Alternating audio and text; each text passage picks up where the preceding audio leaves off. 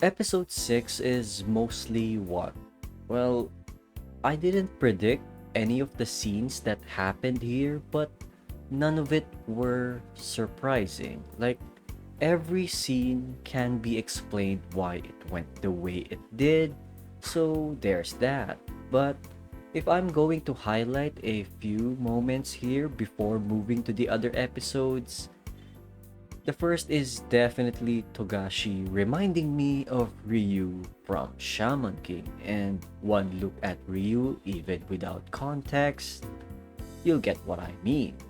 And the other moment that I would like to highlight is definitely the final scene, because I actually like that Coach Nozomi went ahead with the brutalizing possibility regarding Aoi's future, because it reminds us, the viewers, that pro football ain't no walk in the park, and simply being passionate about the sport is sometimes just isn't enough to get anyone to the big leagues. But at the same time, we shouldn't be so quick to dismiss people and perhaps have a little faith in our main guy, just like how his wife has undeniable faith in him. As for episode 7, this this is a roller coaster of emotions. At the start of it, we see a rowdy couple doing their thing, and Togashi is just relatable here. After that, the match came, and I'm so annoyed and frustrated watching this match, because everything that Coach Nozomi said about Aoi is on point regarding his inability to adapt to the situation at hand and his inability to rationalize how he does his thing. I mean, if he could do that, then any coach would be dying to know how to utilize it on a squad level.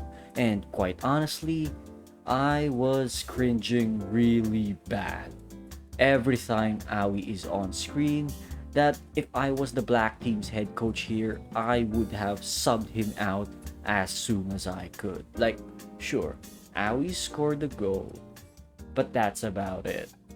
Everything else that followed was a disaster that hurts my eyes as someone who's played the game. If anything, the honeymoon phase is over, and by honeymoon phase, I'm done looking at Aoi with rose tinted glasses, and I'll be looking at him with much more scrutiny. Granted, emotions high for Aoi due to the stakes of this game, but his biggest mistake here is that he forgot he's playing a team sport here.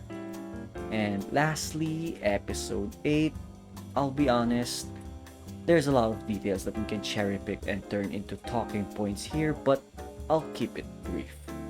If there's one takeaway to be had for episode 8, it's that Aoi really needs to reinvent himself as a player. There really is no other option. If he stays the way we've known him, he's not going pro. And if there's any hope to be had in the episodes going forward, our boy Togashi might just be the guy that could change our main guy's fortunes around. And I'm quite eager to see Aoi go from this selfish, bravado type of player to an absolute unit of a team player that controls the game as if he were a conductor for an orchestra. And with that said, that's basically it for me for this multi-episode review.